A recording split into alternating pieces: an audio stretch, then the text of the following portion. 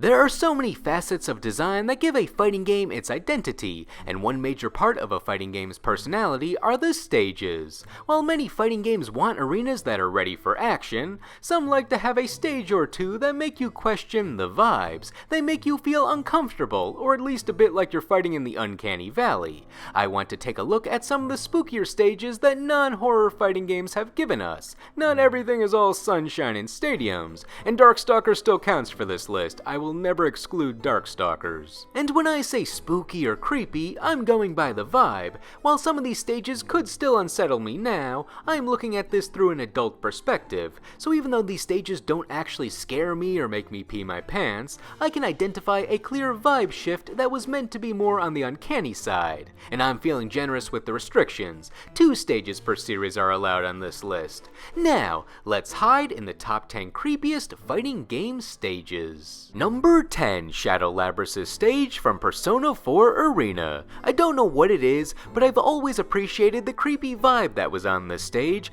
even if the stage itself has some pretty upbeat music, and I should not feel threatened unless I'm a robot. I don't recall the stage having a name, but it's from the final boss fight of Persona 4 Arena on the arcade ladder, belonging to Shadow Labrys, the dark form of Labrys, an android who was built for battle, but just wanted to become the student council president instead.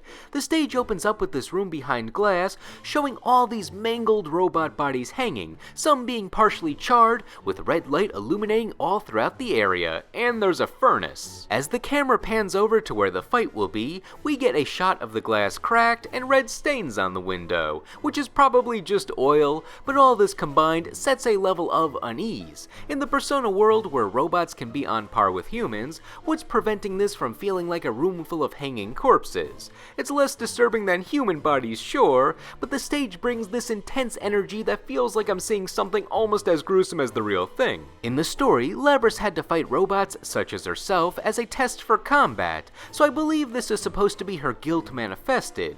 In the arcade mode, this stage has an extra intensity factor when you reach it, where it starts off in the default TV world, but the lights dim only to reveal that furnace is burning other robo corpses, and it zooms out to show many more robots are being sent to die if they're not already dead. As I said, I know this could be more gruesome, but I can't help but feel bad for these bots.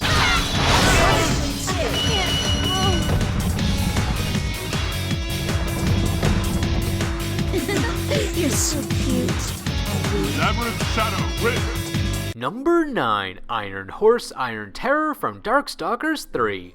Darkstalkers stages are pretty fun overall. Despite being a game with horror monsters, the stages don't really have a creep factor to me. Sure, there are some things like torture devices and gravestones, but the stages always have so much going on that I don't really notice them. Like Victor's stage has the doctor dead in the background, but when someone wins, his ghost emerges and throws confetti. That's so nice. But there's a couple of stages in Darkstalkers 3, aka Vampire Savior, that get my attention. This entry belongs to Iron Horse, Iron Terror, the Living Train, which is a pretty cool stage overall that really only gets creepy upon victory. Well, I guess it depends who you ask, since this train has a singular eye and mouth on the side and on the whistle, which is still unsettling. My favorite part is the skeleton conductor smoking a cigar hanging out by the window. He calms me down and doesn't seem to care that 2 monsters are fighting on his vehicle. The creepy part to me is when someone wins, a whole bunch of other tiny eyes emerge that look around really fast, and that previously docile mouth on the side really starts working that tongue.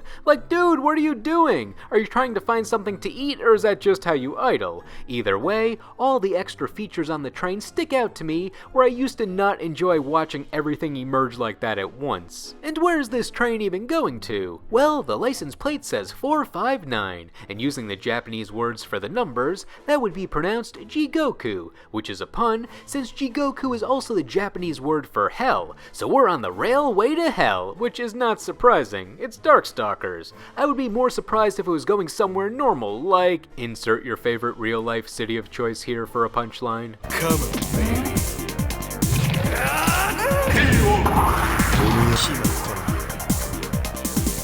Number 8, Secret Point 48106 Nighttime from Street Fighter Alpha 3. Street Fighter never really goes a creepy route with anything, maybe Q and Third Strike, but they don't tend to create unsettling environments. However, there is one stage that at the very least felt ominous and put pressure on me to take out the already challenging boss. I call this the Bison stage, since you tend to fight Shadowloo's Dictator and Bison here, but you also might get some other related battles, technically making it a more neutral stage. But come on, if you've played Alpha 3, you know this arena screams, Bison! Bison! A raging thunderstorm is something that can be a bit frightening, but what always made this feel like the most monstrous Bison boss fight is the giant skull in the sky. It's swaying back and forth like we're in a daze, and when the lightning strikes just right, it illuminates the skull fully in the sky. As mentioned, this stage was stressful to me since it's where you fought Bison, who I think was at his most difficult in this game.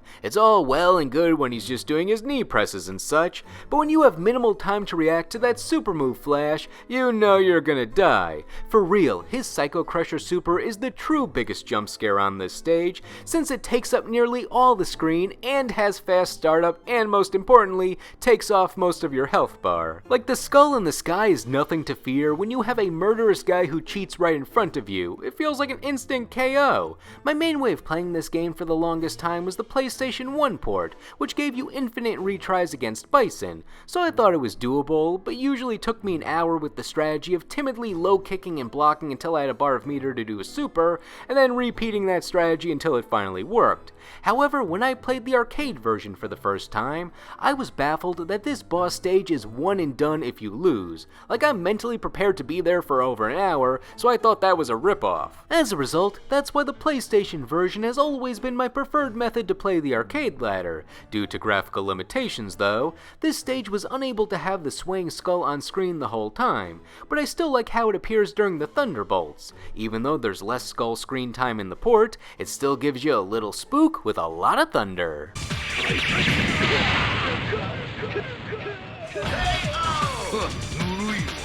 Number 7, Rose Stadium Ashed from the King of Fighters 13. This is the sub-boss stage of the King of Fighters 13, after the villain Psyche reveals that he's a demon monster man and burns up the stadium, and then you fight this terrifying form. I assume everyone evacuated since all the arcade endings are pretty happy as if all's well that ends well, but regardless of if there's a body count or not, I've always found this stage unpleasant to look at. It's got the red sky with lightning and destroyed architecture all around like we've seen with other stages on this list, making for some nice unsettling beats, but what always got me zooming in was all the burnt up stadium seats, if they're even burnt up.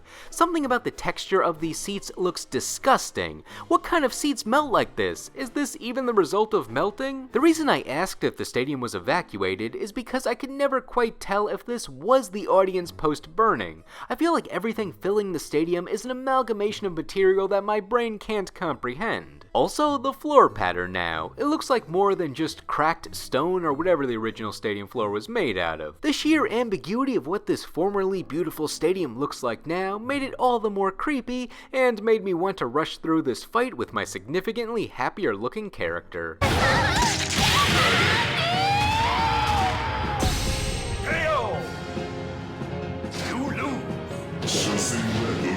Number 6, Zato 1's stage from the original Guilty Gear. I don't believe this stage was named either, but it was the residency of Zato 1 and his demonic shadow, Eddie. Zato stages tend to be in hell itself in all the Guilty Gear games, so I almost feel weird calling it creepy since, yeah, it's hell, what do you expect? And Guilty Gear is based on metal, of course we're gonna see gothic designs and skulls all around. However, I love how hard they went with this design in the first game. I don't think hell ever felt this creepy in future Guilty Gear games. The dudes in the cloaks over by the pentagram catch my eye so much. You know they're not going to disrupt the fight, but I wonder what they're doing. I don't wonder too much since there's a lot of people tied up here. They're the same colors as the walls they're against, so maybe they're just statues of some kind, but with the demonic ritual stuff that seems to be going on here, those might have been their final poses before they lost their souls or something. And it doesn't help that I don't know what this red substances on the walls. Honestly, if it wasn't for the sick soundtrack playing and knowing how this series loves its demons and skulls on stages, I could have ranked it higher.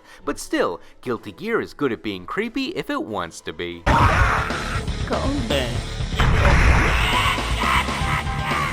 Number 5. The Living Forest in Mortal Kombat 2. The original Mortal Kombat trilogy had a lot of creep factor to its stages. The combination of real people and faces used and the set pieces made the minimal space of some of the stages feel uncanny. For example, you got Goro's lair in the first game where there are skeletons in the background and Goro is the only stop motion monster we knew about who comes down to attack you, and then you have the temple in Mortal Kombat 3 with its creepy organ music. But the stage that always stood out to me was the Living Forest in Mortal Kombat 2. There was both no mystery and lots of mystery to it.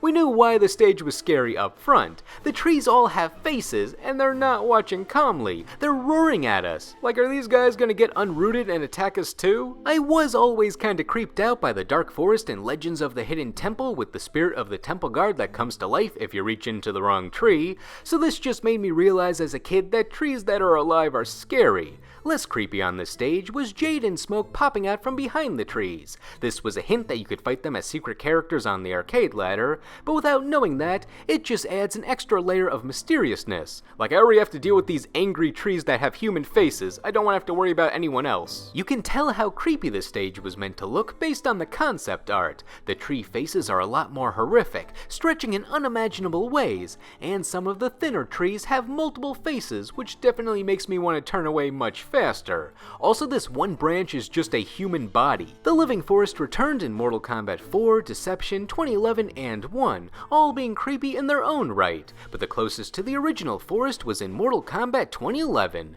This game was a retelling of the original trilogy, so the stages were meant to be accurate to the era, but the faces were less humanoid now, and there were bodies lying around that may or may not be dead. The biggest addition, though, was a stage fatality here. There was allegedly a rumor back in the day that you could kill your opponent by throwing them into a tree in Mortal Kombat 2, so Mortal Kombat 2011 made it a reality. Now when you win, you can throw your opponent into a tree, though it's more funny than scary. The tree just seems to eat the opponent because it's bored. It doesn't look happy or disappointed. He just eats you because you're there. He's like, well, if you're gonna throw a dude into my mouth, I might as well munch.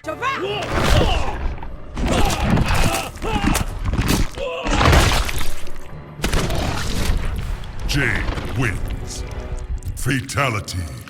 Number 4. Mirror Darkness. There's a lot of power with nothingness, as in, this stage uses the concept of the void well. The limitations of the era caused Tekken 2 to have a lot of emptiness on their stages. There are these vibrant outdoor areas, but they're unpopulated, at least from the view we see, which is fine. They look nice and we're here to fight, so everyone else is unneeded. But after 8 fights on the arcade ladder in these areas with proper lighting, we meet Kazuya on his stage, Eternal Darkness. We at least know him, he's human, but this man lives like a bat. It's all dark with a bit of color on his nice carpet. However, once you beat him, then we get a stage only available against the final boss. Kazuya turns into Devil, and the stage turns into Mirror Darkness. The floor is as plain as it can be now, and I have no idea where we are. Before, it at least felt like we were in a room, but now it's the void. Everything echoes, not just the voices, but even the background. When the round 1 fight appears on screen, it infinitely repeats in the background, and the music is barely music to me. It's mostly dreary noises. I don't really know how to explain it, so listen for a second.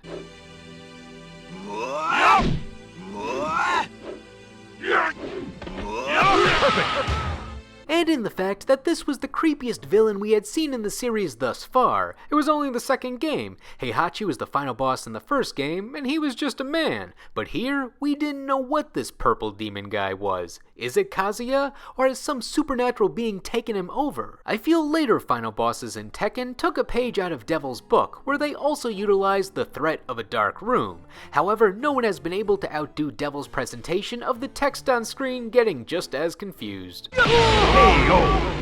You lose.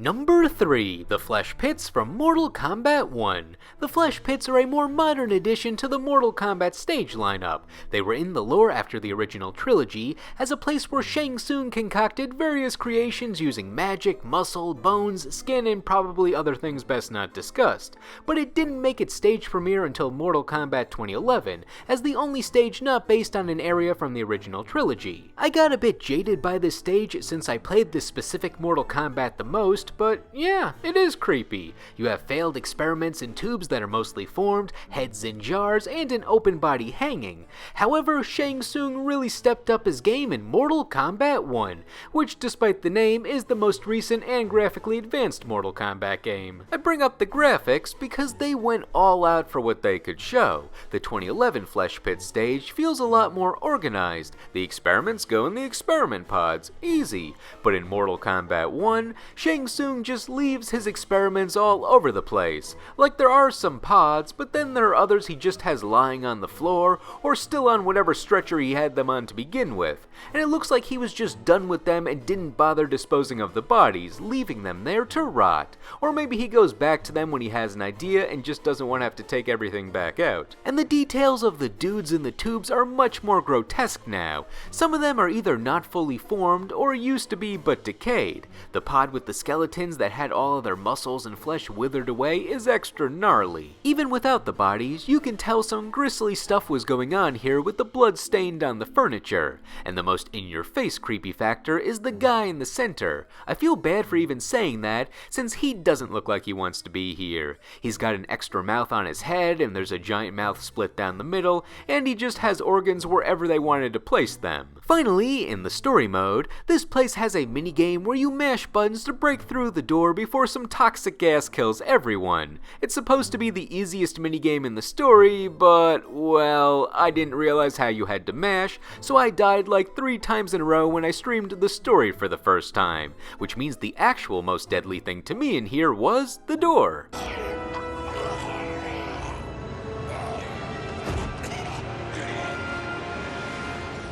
In conclusion, we already knew Shang Tsung could be one messed up individual, but if you ever need a visual reference, just take a walk through this stage. Shang Tsung wins.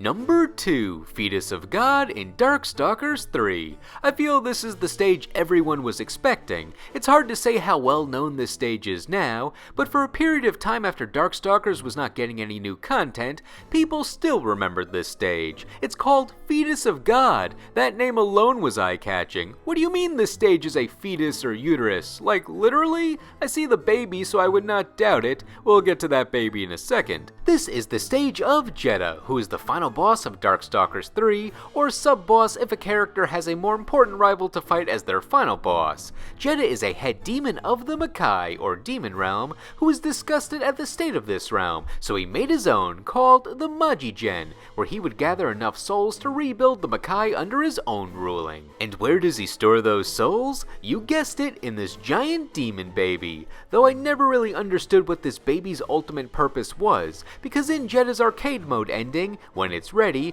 the baby turns extra demonic. So is Jeddah just gonna rule this new world with an iron fist and this baby is like Sentinel against the X-Men? I assumed this baby was a metaphorical storage unit that flourishes into a new realm when it's born. But either way, this thing is weird. It's a giant demon baby with its brain showing and wings and eyes on its feet. Because it gets nourished when someone loses, it starts freaking out at the end of a match, just pulsating at a high speed with those eyes blinking a lot, and that face is not particularly friendly looking. Even when it's more docile during the match, if a batch of souls goes through its umbilical cord, it changes emotions to be pleased or whatever this is with the eyes again. Also, everything around us, what even is this? I get the metaphor of using a giant fetus, but did we really have to go with this pulsating meat stage along with it? What does it sound like when you walk on it? Anyway, credit to Jeddah, he made a real nightmare here.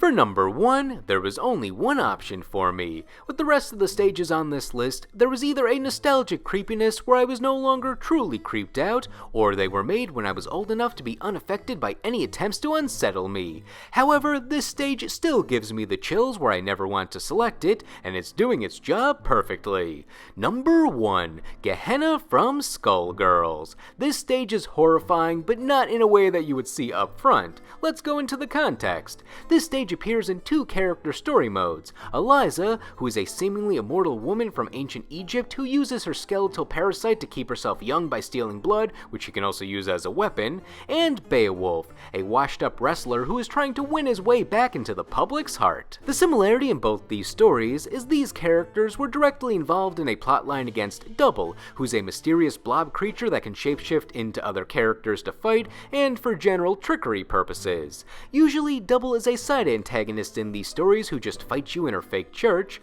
but both these times, Double drags them down into the catacombs buried under her fake church to an area called Gehenna. All we know is this is Double's true domain, and she brings her victims down here for unknown reasons that we could potentially guess why. Beowulf wants to escape, while Eliza wants to stay and steal the blood, but regardless, we get to experience the hellish nightmare that is this location. It's got features we've seen from other entries, being disembodied parts all over the place. You got a brain sitting out here, a pile of eyeballs that have pupils that flash in and out no less, a part of a giant jawline with giant teeth, this squishy unknown organ that shakes, and if I jump up, there's even more pulsating stuff. And that's just half the stage. Take a good look around. You'll see plenty more veiny objects that seem like human organs, and also more teeth. Like, you have to take this stage in when you're not distracted by fighting. There is so much going on. Even the platform itself has this brain-like texture, and yes, Beowulf confirms that it is indeed squishy. The stage also has this red foggy background with the blood lake splashing, but compared to everything else, that's a pleasant view.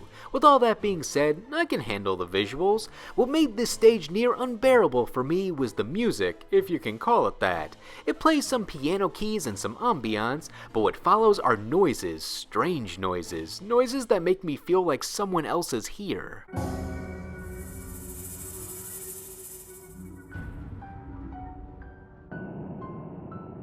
And what's this I hear? Are those the ramblings of an unknown entity, or the souls of the damned?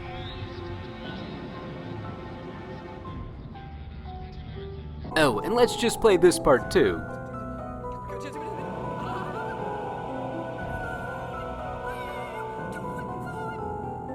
The actual music still creates an unsettling atmosphere on its own, but those extra voices put it over the top for me where I actively do not want to be here. When all the DLC was being released when Skullgirls was still getting PlayStation 3 support, I also got free downloads of all the new stage tracks since I supported the 2013 crowdfunding, but this was the only track I left off. Though I don't really know how this can be listened to for pleasure, it really only belongs on this stage. In fact, the music was so unsettling, I think that's why you have to manually select this stage when playing in Versus mode. It's the only stage that is never in rotation when you select Random Stage, which is how I normally pick stages when getting B-roll, and that's why you never see it in my videos. Despite everything, I think this music is perfect for what they were trying to do. The composer of the game's soundtrack, including this song, was Michiru Yamane, who is the composer for all the classic Castlevania music, so she put all of her knowledge of the horror genre right into this track, and it shows. So for bringing us to the true terrors of the world of Skullgirls and giving me a not-so-fun surprise when I played Eliza's story for the first time,